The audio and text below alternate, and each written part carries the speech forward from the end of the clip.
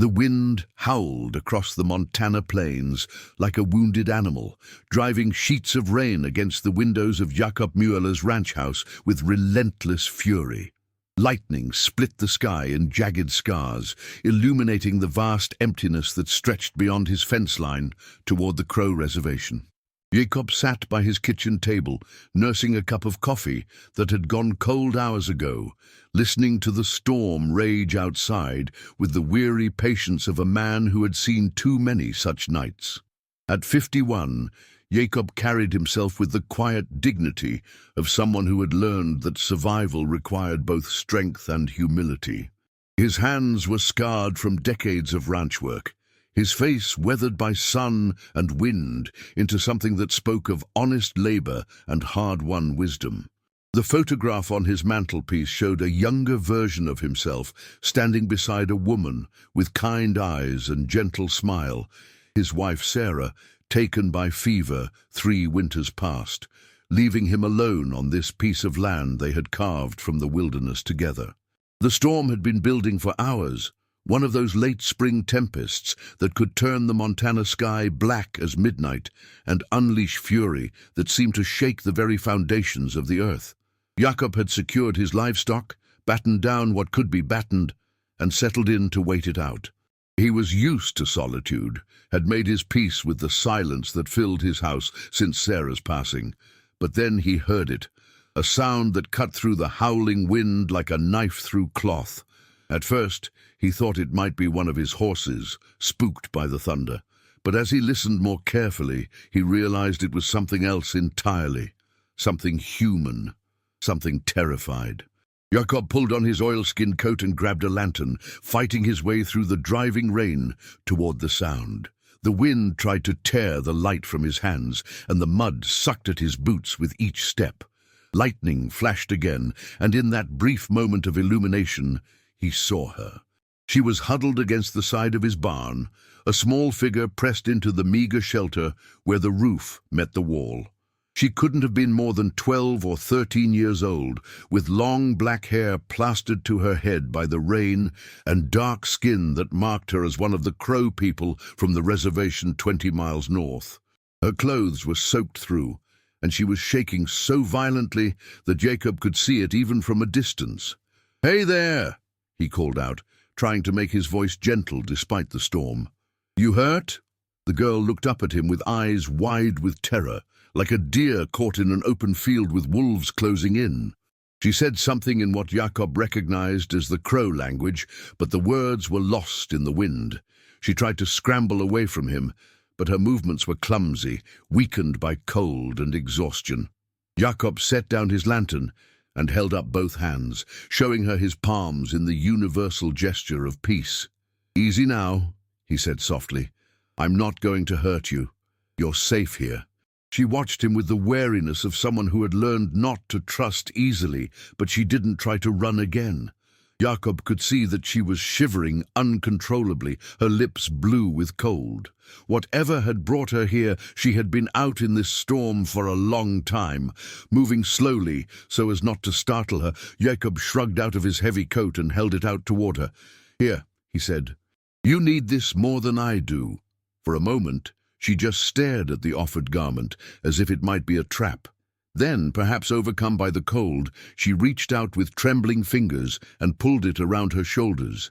It was far too large, hanging on her small frame like a tent, but it was warm and dry. "That's better," Jakob said with a gentle smile. "Now let's get you inside, before we both catch our death." He picked up his lantern and gestured toward the house, moving slowly and keeping his body language non-threatening. The girl followed at a distance, her steps uncertain but determined. Jakob could see that she was favoring her left foot, limping slightly, as if she had been walking for many miles on rough ground. The warmth of the kitchen hit them like a wall as they stepped inside, and Jakob saw the girl's eyes widen as she took in her surroundings. It was a simple room, furnished with the practical items of a man who lived alone: a cast-iron stove, a wooden table scarred by years of use, shelves lined with supplies. But it was clean and warm and safe. and Jakob could see some of the tension leave the girl's shoulders as she realized she was truly out of the storm. "Sit yourself down," Jakob said, pulling out a chair from the table. "Let me get some dry clothes and something hot to drink." He disappeared into the back room and returned with one of Sarah's old dresses, a simple blue cotton garment that his wife had worn for everyday work around the ranch. He had kept her clothes, unable to bring himself to get rid of them, and now he was grateful for his sentimentality. "These belong to my wife," he explained as he set the dress on the table. "She was about your size, I think. You can change in there." He pointed to the small room off the kitchen, "and I'll heat up some soup." The girl took the dress with something approaching wonder, her fingers tracing the soft fabric as if she had never felt anything like it. She said something in Crow, her voice soft and musical despite her obvious distress. While she changed, Jakob busied himself at the stove, heating a pot of beef stew that he had made earlier in the week. The simple domesticity of the task reminded him of Sarah, of the countless meals they had shared in this kitchen, of the way she had always insisted on setting an extra place at the table just in case someone needs it. She would have approved of this, he thought. She had always believed that hospitality was a sacred duty, that turning away someone in need was the worst kind of sin. When the girl emerged from the back room, she looked transformed. Sarah's dress fit her reasonably well, and her hair, though still damp, had been combed back from her face. But it was her expression that had changed the most. The wild terror had been replaced by something softer, more uncertain, but less desperate. "Better?" Jakob asked, and she nodded shyly. He ladled the hot stew into a bowl and set it before her, along with a piece of fresh bread and a glass of milk. The girl stared at the food for a moment as if unsure whether it was really meant for her. Then hunger overcame caution, and she began to eat with the desperate efficiency of someone who hadn't had a proper meal in days. Jakob sat across from her, sipping his coffee and watching her eat. He didn't try to make conversation, sensing that she needed time to feel safe before she would be ready to talk. Outside, the storm continued to rage, but inside the kitchen, there was a pocket of warmth and peace that seemed to exist outside of time. When she had finished eating, the girl looked up at him with dark eyes that held a mixture of gratitude and lingering wariness. She said something in Crow, then seemed to search for English words. "Thank you," she said finally, her accent thick but her meaning clear. "You're welcome," Jakob replied. "What's your name?" She hesitated for a moment, as if even this simple information might be dangerous to share. Then, "Ayana, Ayana," Jakob repeated, tasting the unfamiliar syllables. "That's a pretty name. I'm Jakob." She nodded, and for the first time since he had found her, she almost smiled. "Jakob," she said carefully, working to get the pronunciation right. "How did you come to be out in this storm?" Jakob asked gently. "Where are your people?" At this, Ayana's face clouded over, and she looked down at her hands. When she spoke, it was in a mixture of English and Crow, with tears beginning to gather in her eyes. Jakob couldn't understand all the words, but the emotion was clear: fear, grief, desperation. From what he could piece together, there had been some kind of trouble on the reservation. "Soldiers," she kept saying, "and agent." The Indian agent who was supposed to be protecting her people, but who, from her tone, seemed to be the source of the problem. She had run, she said, when the soldiers came for her family. She had been hiding, walking, trying to find somewhere safe. "Easy now," Jakob said softly, when she began to cry in earnest. "You're safe here. Nobody's going to hurt you while you're under my roof." He found himself thinking of his own daughter, the child that he and Sarah had lost in infancy, wondering what she might have looked like at Ayana's age. The protective instinct that rose in his chest was fierce and immediate. This child was alone and frightened, and that was enough to make her his responsibility. "You can stay here tonight," he said. "Tomorrow, when the storm passes, we'll figure out what to do next." Ayana looked at him with something approaching disbelief, as if the concept of a white man offering shelter to a Crow girl was beyond her comprehension. But gradually, as she saw the sincerity in his face, she began to relax. Jakob made up a bed for her on the sofa in the main room, piling on quilts that Sarah had made during the long winter evenings. Ayana settled into the makeshift bed with a sigh of pure exhaustion, and within minutes she was asleep. Jakob sat by the fire for a long time after that, listening to the storm gradually subside and watching the girl sleep. She looked so young and vulnerable in the firelight, and he found himself wondering what kind of world it was, where a child had to flee into a storm rather than trust the people who were supposed to protect her. The next morning dawned clear and bright, as if the storm had washed the world clean.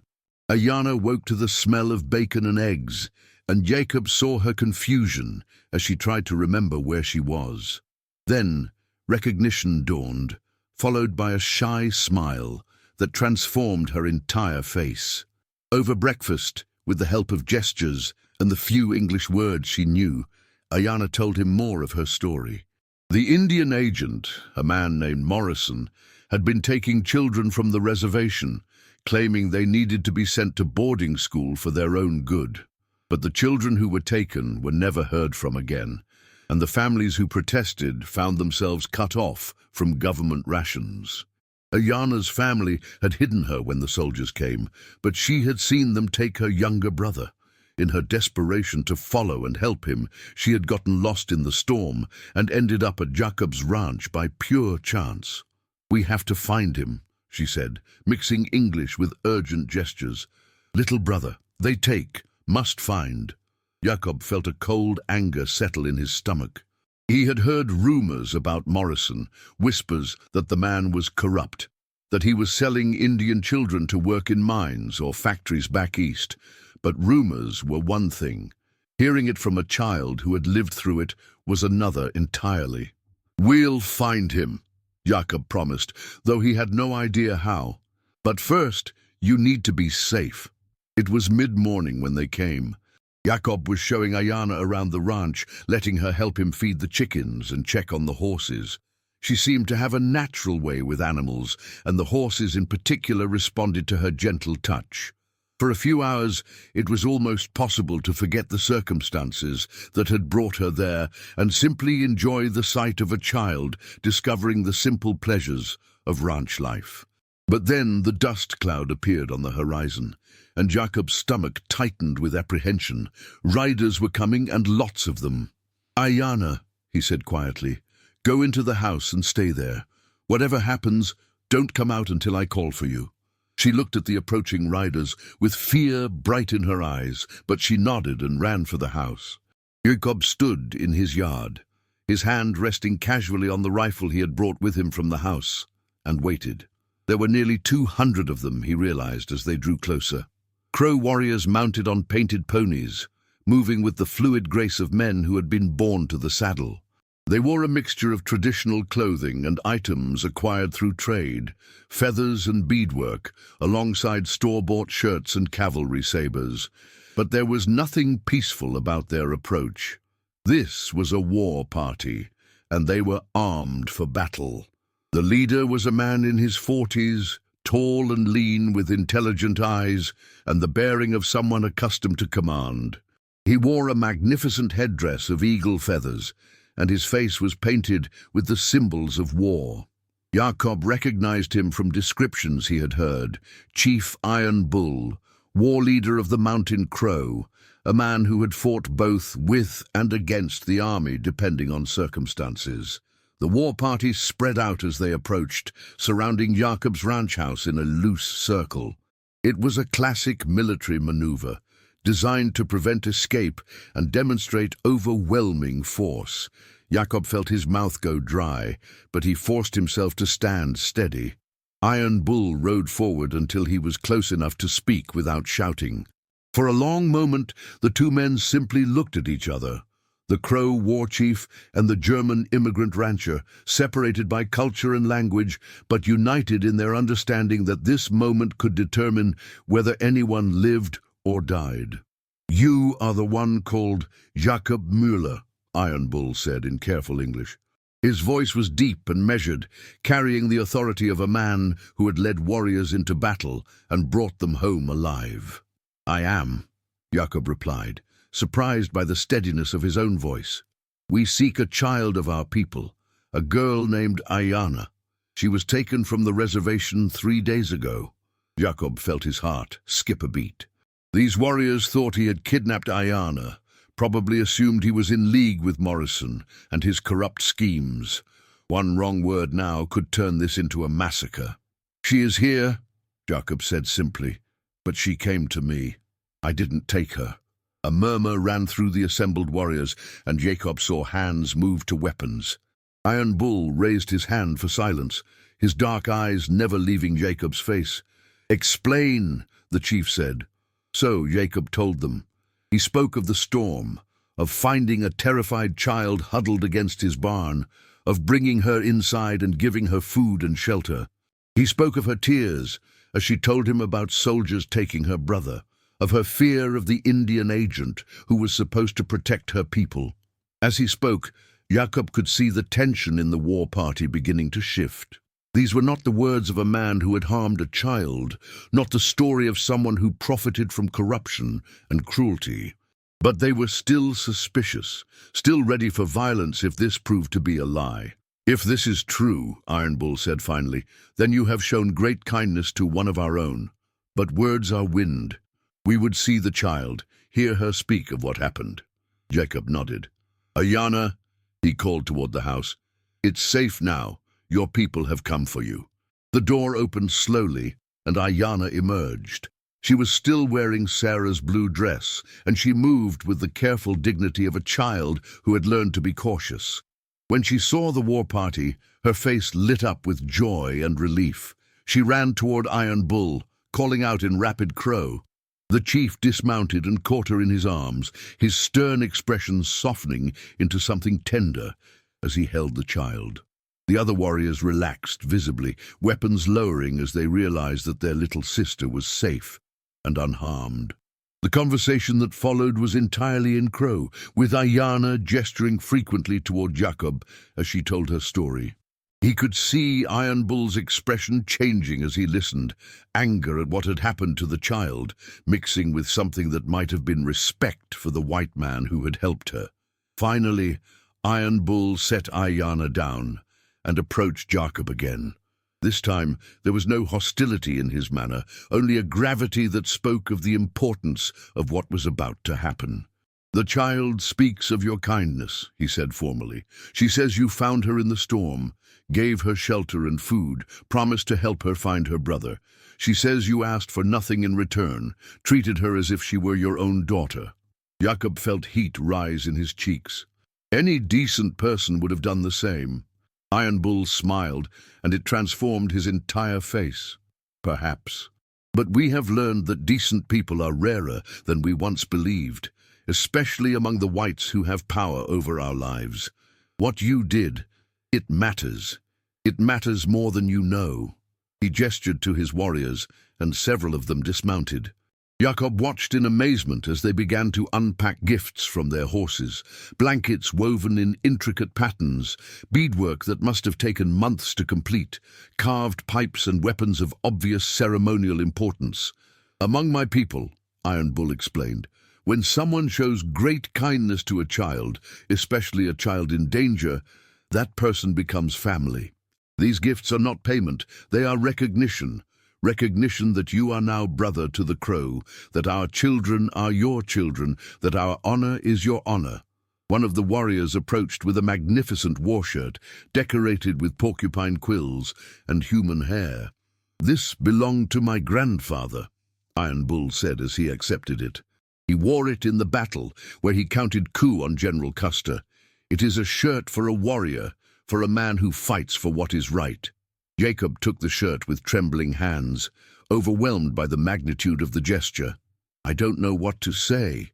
"Say you will remember," Iron Bull replied. "Say you will remember that not all white men are enemies, and not all red men are savages. Say you will help us find the child's brother, and stop the man who profits from our children's suffering." The ceremony that followed was unlike anything Jakob had ever experienced. One by one, the warriors came forward to offer their own gifts and words of respect. A young brave presented him with a horse, a beautiful pinto stallion with intelligent eyes, and the proud bearing that spoke of careful breeding. An elder gave him a medicine bundle, explaining through gestures that it would protect him from harm and bring good fortune to his endeavors. But it was Ayana's gift that touched him most deeply. She approached shyly, carrying something wrapped in soft deerskin. When she unwrapped it, Jakob saw that it was a pair of moccasins, beautifully decorated with beadwork in blues and whites that matched Sarah's dress. "I make," she said proudly in halting English, "for Jakob, for kindness." Jakob knelt down to her level, his throat tight with emotion. "Thank you, little sister. I'll treasure them always." She smiled and threw her arms around his neck in a fierce hug. "You good man," she whispered, "like father, I remember." Iron Bull explained that they would take Ayana back to the reservation, but not to surrender her to Morrison. Instead, they would hide her with relatives in the mountains while they dealt with the corrupt agent. But first, they needed Jakob's help. "You know the white man's law," Iron Bull said. "You can go places we cannot, speak to people who would not listen to us. The child's brother. We think he is being held at Morrison's ranch before being shipped east. We need someone who can get close enough to see, to gather proof of what he is doing." Jakob didn't hesitate. "What do you need me to do?" The plan they devised was simple, but dangerous. Jakob would ride to Morrison's ranch under the pretense of discussing the lease of some grazing land. While there, he would try to locate Ayana's brother and any other children who might be held captive. Iron Bull and a small group of warriors would be hidden nearby, ready to act if things went wrong. It was a risk. If Morrison suspected anything, Jakob could end up dead or worse. But looking at Ayana, seeing the hope in her dark eyes, he knew he had no choice. Some things were worth the risk, and protecting children was definitely one of them. The next morning, Jakob rode out toward Morrison's ranch, dressed in his best clothes and carrying forged papers that identified him as a cattle buyer from Colorado. The story was that he was looking for grazing land for a large herd he planned to drive through the territory, and he had heard that Morrison might have some acreage available for lease. Morrison's ranch was larger and more prosperous than Jakob had expected, with well-maintained buildings and obvious signs of wealth. The man himself was in his 50s, soft and pale from too much indoor living, with the kind of smile that never quite reached his eyes. "Mr. Mueller," Morrison said as they shook hands, "I understand you're interested in some grazing rights." Jakob nodded, playing his part. "That's right. I've got a herd of about 500 head coming up from Texas next month. Need a place to rest them before the final push to the railroad." They spent an hour discussing terms and walking around the property, with Morrison pointing out the quality of the grass and the availability of water. But Jacob's attention was focused on the outbuildings, particularly a large barn that seemed to be under guard. As they passed near the barn, Jakob heard something that made his blood run cold, the sound of children crying. It was faint, muffled by the thick walls, but unmistakable. Morrison didn't seem to notice, or perhaps he was so used to the sound that it no longer registered. "What's in the barn?" Jakob asked casually. Morrison's expression tightened slightly. "Just storage, supplies for the winter, that sort of thing." But Jakob had seen the guards, had heard the crying. He knew that Ayana's brother was in there, along with other stolen children. Now, he just had to figure out how to get them out without getting everyone killed. The opportunity came when Morrison was called away to deal with some problem with his regular ranch hands. Jakob excused himself to use the outhouse, but instead circled around to the back of the barn. There was a small window, high up on the wall, and through it he could see the interior. What he saw made his stomach turn. There were at least a dozen children in there, all Native American, all between the ages of 8 and 15. They were chained to the walls, dirty, and obviously underfed. In the corner, he spotted a boy who matched Ayana's description of her brother, small for his age, with the same dark eyes and delicate features. Jakob's first instinct was to break down the door and free them all immediately. But he forced himself to think strategically. There were too many guards, too many ways this could go wrong. He needed help, and he needed a plan. He made his way back to Morrison, completed the charade of negotiating a lease agreement, and promised to return in a week with his herd. Then he rode away, his mind racing with plans for rescue. Iron Bull was waiting at the predetermined meeting spot, along with 20 of his best warriors. When Jakob described what he had seen, the chief's face went hard as granite. "We go tonight," Iron Bull said simply. "Those children have suffered enough." The raid was swift and brutal. Iron Bull's warriors moved like ghosts in the darkness, taking out the guards before they could raise an alarm. Jakob used his keys to the barn, stolen during his visit earlier, to free the children, while the warriors secured the rest of the ranch. Morrison himself tried to run, but he was caught before he reached his horse. Iron Bull would have killed him on the spot, but Jakob intervened. "He needs to face justice," Jakob said. "Real justice in a real court. If we kill him, they'll just send someone worse." Instead, they tied Morrison up and left him for the territorial marshal, along with enough evidence to ensure he would hang.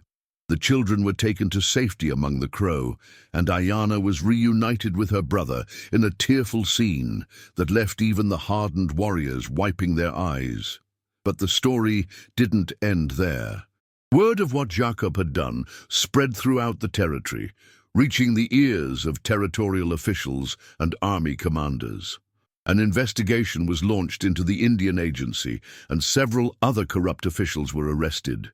Reforms were implemented to protect Native American children, and Iron Bull was given a greater voice in how his people were treated. Jakob found himself transformed from a simple rancher into something of a local hero, but more importantly, he found himself part of an extended family that stretched across cultural lines.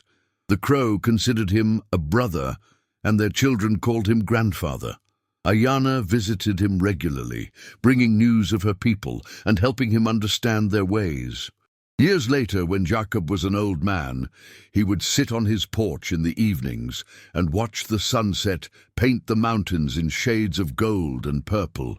Sometimes Ayana would visit, now a grown woman with children of her own, and they would talk about that stormy night when a frightened child had found refuge in his barn. "You changed everything," she would tell him. "Not just for me, not just for my brother, but for all of us.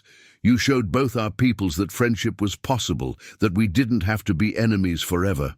Jakob would always protest that he had just done what anyone would do, but Ayana would shake her head. "No," she would say firmly. "What you did was choose love over fear, compassion over convenience. You chose to see a child instead of an enemy, a human being instead of a problem. That choice, it rippled outward like stones thrown in still water, creating circles of change that are still spreading today." The blue dress that Ayana had worn that first night hung in Jakob's closet for the rest of his life, carefully preserved as a reminder of the night that had changed everything. And when he died, years later, he was buried wearing the war shirt that Iron Bull had given him, surrounded by flowers picked by Crow children who called him grandfather and remembered him as the white man who had proven that kindness could bridge any divide. The story became legend among both peoples, told around campfires and kitchen tables, passed down through generations as proof that even in the darkest times, hope could be found in the most unexpected places. It was a reminder that heroism didn't always come with fanfare and glory. Sometimes it was as simple as opening your door to a child in need, as basic as choosing to help instead of turning away. In the end, that was Jakob's greatest legacy, not the ranch he had built or the wealth he had accumulated, but the proof he had provided that human decency could triumph over prejudice, that love could indeed conquer fear, and that one man's choice to do the right thing could change the world for countless others.